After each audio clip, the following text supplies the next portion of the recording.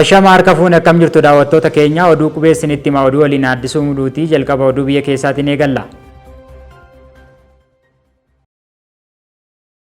Ministeerri barnootaa dhaabbileen barnootaa barattoota qormaata ba'umsaa hin darbineef digirii kennan seeraan itti gaafatamuu akka ta'an akeekkachiise.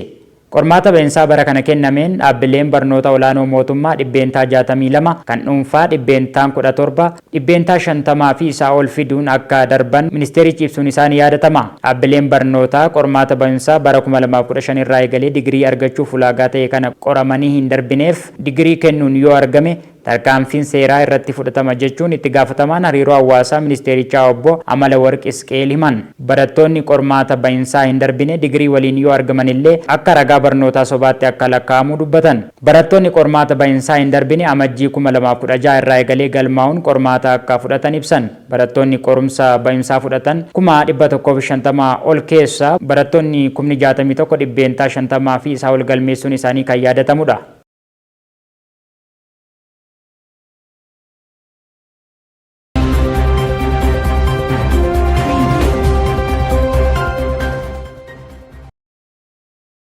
Manni maree mootummaa naannoo Hararii gamaggama raawwii karoora bara baajataa 2015 gamaggamuu eegale. Manni maree mootummaa naannoo Hararii gamaggama raawwii karoora bara baajataa 2015 guyyaa irraa eegale. Waltajjicha irratti hojiiwwan gurguddaa naannichatti waggaa kana keessa hojjetaman ilaalchise gabaasa miseensota kaabinee naannichaan dhiyaatu irratti gamaggamni akka adeemsifamutu himame. Kana malees wixinee baajata bara 2016 irratti manni maree kun mari'achuun akka raggaasisuuf jirutu himame. Waltajjii adeemsifamaa jiru kana irratti pirezidaantii mootummaa naannoo Hararii obbo Ordiin Badir dabalate miseensonni kaabinee naannichaa argamuu isaanii ragaan waajjira sabquunnamtii naannoo Hararii irraa argame ni mul'isa.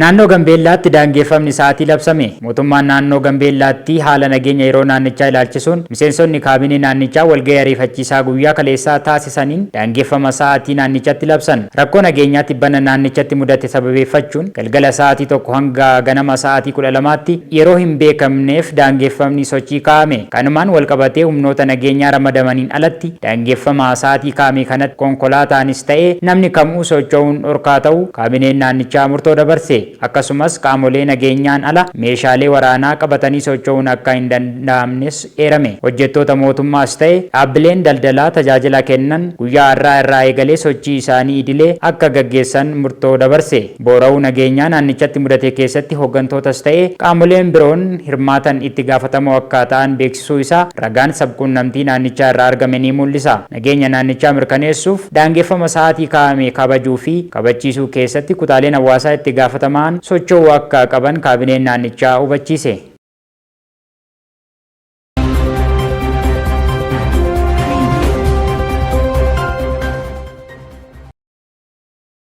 Qormaata kutaa 12ffaa waliin walqabatee rakkooleen bara darbee mul'ate bara kana sirreeffamuun himame.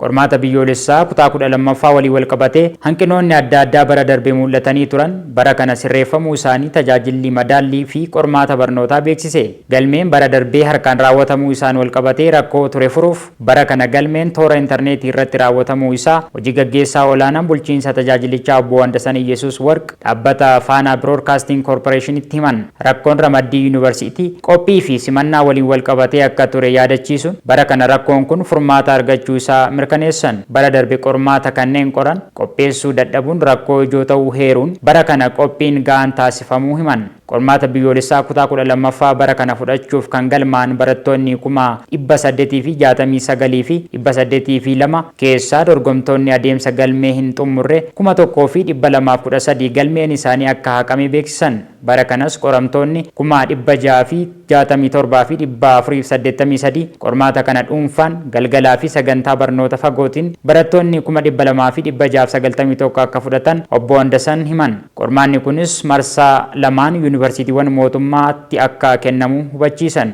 Qormaanni marsaa jalqabaa adoolessa 19 hanga 21tti, qormaanni marsaa lammaffaa immoo adoolessa 25 hanga 28 bara 2015tti akka gaggeeffamu mirkaneessan. Barattoonni saayinsii hawaasaa adoolessa 16 hanga 17 yuunivarsiitii ramadaman keessa kan seenan yoo ta'u, adoolessa 18tti immoo ibsi akka kennamuuf kaasan. Barattoonni saayinsii uumamaa immoo adoolessa 22 hanga 23tti yuunivarsiitii ramadamanitti kan seenan yoo ta'u, adoolessa 24tti odeeffannoon akka kennamuuf eeran. Qoramtoonni kun carraaqqii mataa isaaniitiin akka hojjetan dhaamuun qoramtoonni bara darbe seera qormaataa cabsan 17,000 ta'an bu'aan isaanii guutumaa guutuutti jalaa haqamuus yaadachiisan.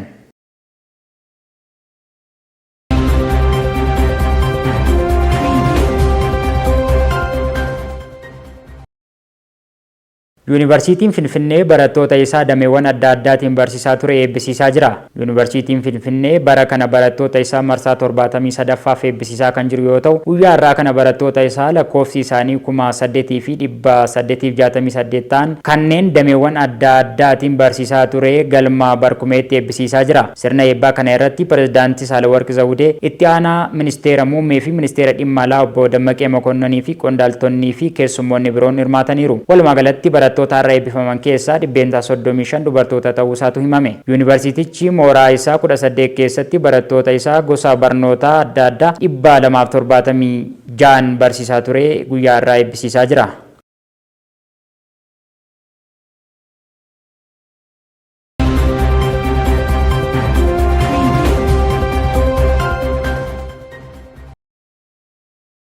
Yuunivarsiitii Wallaggaa barattoota isaa bara kana barsiisaa ture marsaa 18ffaaf eebbisiisaa jira. Yuunivarsiitii Wallaggaa barattoota isaa bara kana barsiisaa ture marsaa 18ffaaf guyyaa har'aa eebbisiisaa jira. Yuunivarsiitii Wallaggaa muummeewwan garaagaraan barattoota isaa sagantaa idilee fi barnootaa walitti fufaan kaampaasota isaa 3 magaalota Naqamtee, Gimbii fi Shaamboo keessatti digirii duraa, digirii lammaffaa fi digirii sadaffaan barsiisaa ture guyyaa har'aa eebbisiisaa jira. Sirni eebbaa kunis keessummoonni affeeraman, hooggantoonni seektara mootummaa godinaalee fi magaalichaa, maatiin barattootaa, koreen hooggansa yuunivarsiitichaa fi miseensonni mana marii yuunivarsiitichaa bakka argamanitti gaggeeffamaa jira.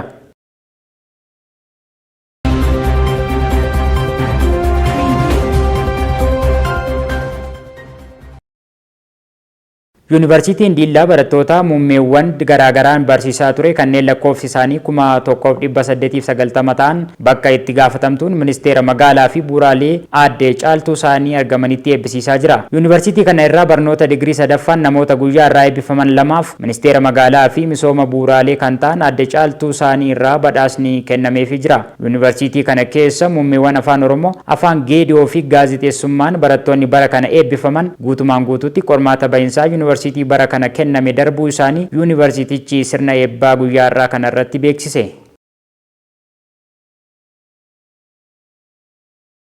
Kabajamoo daawwattoota keenyaa kan daawwataa jirtan oduu qubeetii amma oduu keenya maddeen alaatti argannetti ceena.